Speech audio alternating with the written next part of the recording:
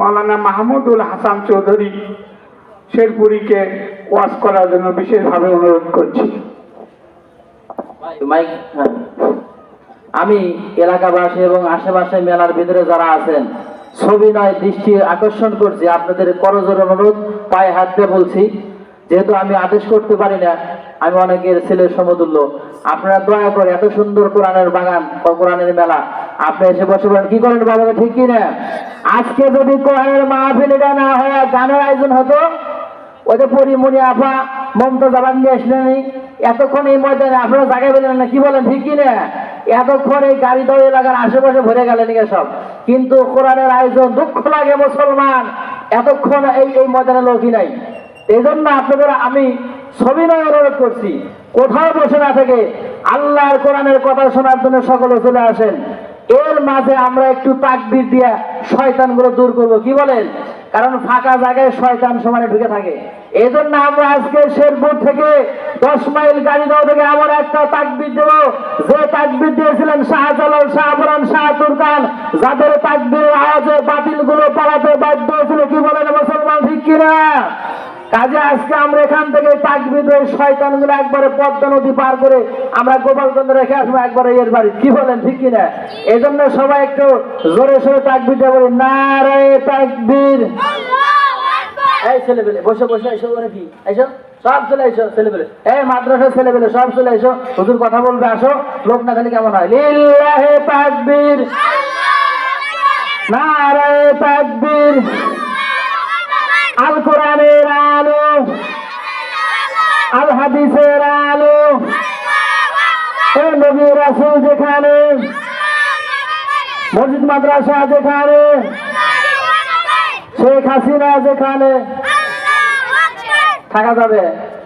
আমার গতকাল মাহফিল ছিল উল্লাপাড়া, যেই কথা বলছি দেখি যে কয় এখনো আমলি কিছু কিছু আছেই, একবার এসে হুজুরিল্লাহ বলা যাবে না, বললাম যে আর ভয় নাই, কি বল আর ভয় আছে?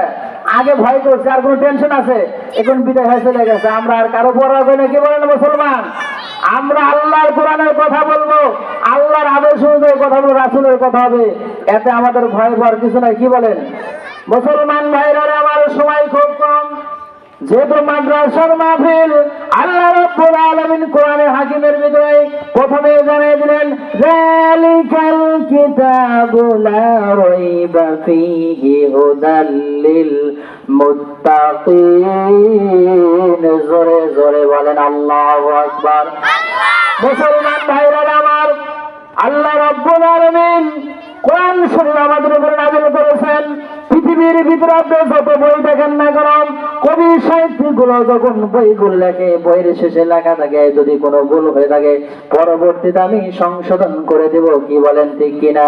কিন্তু মুসলমান ভাইরা আমার, আল্লাহ রাব্বুল আলামিন কোরআনের প্রথমেই জানিয়ে দিয়েছেন আমার এই কিতাবের ভিতরে কোনো ভুল নাই, কোন প্রকার সন্দেহ নাই, সন্দেহ অবকাশ নাই। বান্দারে, এই কোরআন দিয়ে তুমি যখন পারিবারিক জীবন, সামাজিক জীবন, রাষ্ট্রীয় জীবন যখন তুমি পরিচালনা করবা, দুনিয়ার জীবনে শান্তি, কবরের জীবনে শান্তি, এবং কিয়ামতের কঠিন মুসিবতের দিনে আবার আল্লাহ রাব্বুল আলামিন তোমার হিসাব ছাড়া বিনা হিসাবে জান্নাতে দিয়ে দিবে। জোরে বলেন সুবহানাল্লাহ। মুসলমান ভাইরা আমার, বুখারী মুসলিম শরীফের হাদিস, আল্লাহর নবীজি বলেন খায়রুকুম মান তাআল্লামাল কোরআন ওয়া আল্লামা। আল্লাহর নবীজি বলেন দুনিয়ার ভিতর ভালো মানুষ ওই ব্যক্তি যারা নিজে কোরআনুল কারীম শিক্ষা করে এবং অপরকে শিক্ষা দেয়। জোরে বলেন ঠিক কিনা?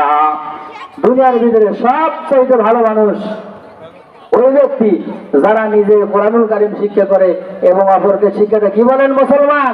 আজকে এই যে সুন্দর মাদ্রাসা, ছেলেপেলেগুলো কি সুন্দর ভাবে ময়না পাখির মতো কোরআন তেলাওয়াত করে, সুবহানাল্লাহ বলবেন না? আজকে দুঃখ লাগে, আফসোস, আমাদের দেশের কিছু মানুষ 60-70 বছর বয়স হয়ে গেছে, কোরআন শরীফ দেখেও পড়তে পারে না, না দেখে তো আরো না আছে কিনা এরকম, অথচ ভয় বিরুদ্ধ হয়ে গেছে। যদি বলা যায় বাবাজি এই জমির দলিল নাম্বার বলতে পারেন, বলে হ্যাঁ এটা আমার মনে আছে, বলে একটু কোরআন শরীফের সূরা বলেন, আয়াত বলেন, কয় বাবাজি এটা তো জানি না, সব জানি এটা জানে, আছে কিনা এরকম মুসলমান? তাহলে কি জবাব আপনি আল্লাহর কাছে দিবেন? মুসলমান ভাইরা আমার উদাহরণ ধরে বুঝবেন, এই 16টি বছর যারা আওয়ামী লীগের দলে যারা নিযুক্ত ছিল এই লোকগুলো যদি বর্তমানে বিএনপি বা জামাত অফিসে দাবি করে, ভাই আমিও তোমাদের সাথেই 16 বছর তোমাদের দলেই ছিলাম, কে মানে নেবো বলেন তো? হ্যাঁ, মায়ের বাসায় লাগাইছিল, বলবো কি বলবো না? তদ্রুপ ভাবে আপনি আল্লাহর রাসূলের আদর্শ মানলেন না, দোয়াও করলেন না, মারা যাওয়ার পরে যতই আপনাকে বলা হোক বিসমিল্লাহি ওয়া বিল্লাহি ওয়া বিসাবিলিল্লাহি ওয়ালা বিল্লাতি রাসূলিল্লাহ, রাসূলের তলে দিয়ে যাওয়ার পরে কিন্তু আল্লাহর রাসূল আপনাকে অ্যাকসেপ্ট করবে না, গ্রহণ করবে না। তাহলে দুনিয়ার মানুষই সাধারণ 16 বছরে এক দল করার পর আর এক দলে যাওয়ার পর আপনি নিচ্ছে না, আর আল্লাহর কোরআন শিখবেন না, আল্লাহর কোরআন অনুযায়ী আপনি পারিবারিক জীবন, সামাজিক জীবন, রাষ্ট্রীয় জীবন পরিচালনা করবেন না, আল্লাহ রাসূল আপনাকে গ্রহণ করবে না। দেখেন আজকে যতগুলো বাংলাদেশের শিক্ষা প্রতিষ্ঠান দেখেন, একমাত্র মাদ্রাসা শিক্ষা প্রতিষ্ঠানে আল্লাহর কোরআনের সিলেবাস অনুযায়ী পড়ানো হয়। কি বলে?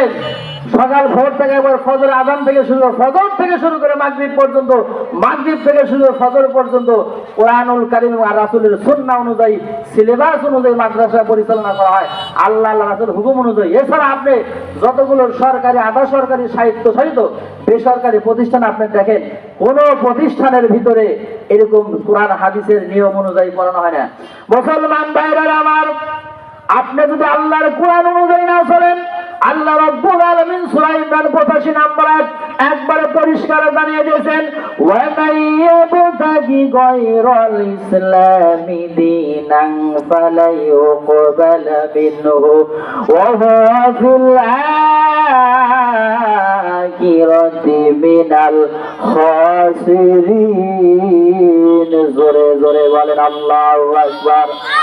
আমার আইন বাদ দিয়াম, মানুষের তৈরি করা আইন দিয়াম, পারিবারিক জীবন, সামাজিক জীবন, রাষ্ট্র জীবন যদি তুমি পরিচালনা করো, তোমার কোনো আমল, তোমার কোনো দোয়া আমি আল্লাহ রাব্বুল আলামিন কঠিন কালে কবুল করব না। জোরে বলেন নাউজুবিল্লাহ।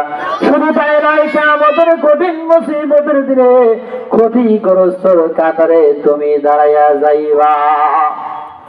আজকে দেখেন কোরআনের আকর্ষণে মানুষ পাগল। আজকে চাঁপাইনবাবগঞ্জ জেলায় মাহফিল হয়েছে দিনের বেলা, দেখেন না আপনারা?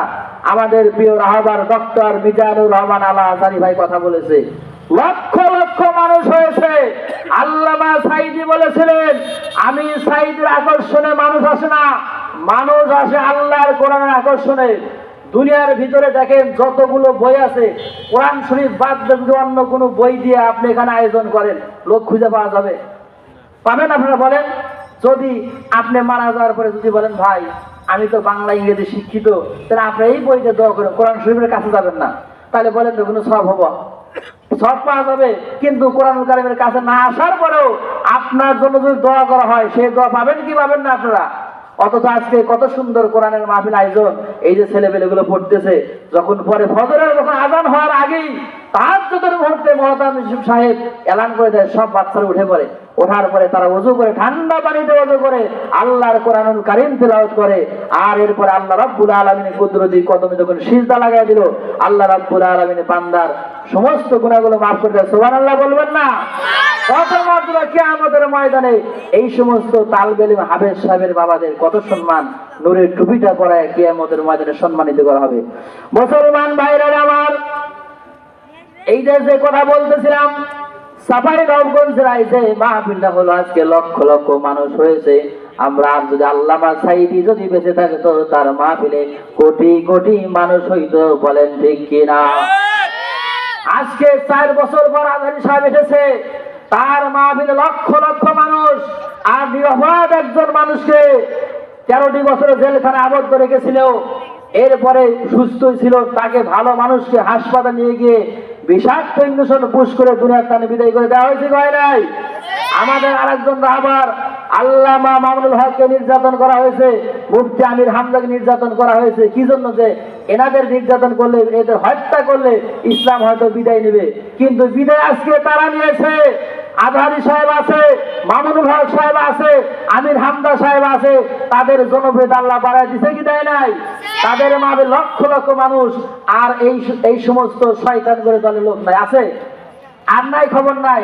তা আমি টাঙ্গাইলে যাওয়ার পরে বললাম, ভাই ওই নেতারা আছে? হুজুর কোন কি কর্মীটার নাই, আর খুঁজে পাওয়া যায় কোথাও নাই। তো যাই হোক, আমি কয়েকদিন আগে কুড়িগ্রাম জেলা একটা মাহফিলে গেছিলাম। তা আমার কাছে একটা মুরব্বী এসে বলতে, হুজুর আমার একটা নাতি হুজুরের নাম রাখেন তো। তা আমি বললাম যে কি নাম রাখি? বলে চাচা একটা নাম আছে খুব ভালো নাম, এটা সবাই চিনে, নাম এটা রাখবো। হ্যাঁ তাহলে ওটা রাখেন, যেটা আমার নাতিন সবাই চিনবো। তখন সব পরে বললাম যে শেখ হাসিনা। যে কথা বলছি সেই রাখ হুজুর, আপনার কিসের হুজুর? এটা তো কথা হলো, এর নাম হলো ওই খুনির নাম সারা বছর আর কেউ রাখবো না। দেখেন ফিরাউন নমরুদ 1500 বছর আগে বিদায় হয়ে গেছে, এনাদের নাম কেউ রাখে না, রাখে? এরপরে আর এক ভাই আছে, হুজুর একটা নাম রেখে দেন, আমার নতুন ছেলে পলে ছেলে হয়েছে। আমি বললাম একবার এক নাম বলে যে বিপদে পড়ছিলাম, কি বলেন এই বিপদের পরিবার না? তখন বললাম আবু সাইদ। হ্যাঁ এইবার ঠিক আছে। এক আবু সাইদ যদি বন্দুকের নলের সামনে বুকটা পেতে না দিত, আজকে আমরা এই স্বাধীনতা পেতাম না, কি বলেন মুসলমান? আজকে তার বন্দুকের নলের সামনে বুকটা দেওয়ার কারণে আমরা আজকে নতুন স্বাধীনতা পেয়েছি। এক আবু সাইদকে সারা দেশ ছেড়ে কি ছেড়ে না বলছিল যে একবারে 41 থেকে কোনো কথাই নাই, 24 পার হানে, কি বলেন মেয়াদ আরো আছে, আল্লাহ বিদায় করেছি করে নাই? এক মিজানুর রহমান আজহারীকে এক আর দেশ ছাড়া করেছে, আল্লাহ বলে 14 গোষ্ঠীকে বিদায় করেছে, কি বলেন মুসলমান, ঠিক কিনা? এক খালেদা জিয়াকে এক কাপড়ে বিদায় করেছিল, ওই স্যান্ডেল পরার মতো সময় আল্লাহ তাকে দেয় নাই। এরকম যারা ইসলামের সাথে তারা বিরোধিতা করবে, আলেমদের উপরে নির্যাতন চালাবে, তাদের পরিণতি আসছে বেশি হবে, কি বলেন মুসলমান? আজকে চাঁপাইনবাবগঞ্জে একজন ছিল বিশাল নেতা, নাম বললে চিনবেন, হারুন, তার স্ত্রী পাপিয়া, তারা খুব কয়েকদিন মাথা ঘামাইলো। হ্যাঁ আজহারি আসবে, এটা কথা হলো, এরা চাঁদাবাজি করে, এরা ওই টাকা তুলতেছে, নানান রকমের তারা মন্তব্য করলো। আজকে তাদের ঘুম হারাম হয়ে গেছে। আজহারির মাহফিলে লোক দেখে ওই দুজনের ঘুম নাই, কয়েকদিন আগে ঘুম হারাম হয়ে গেছে।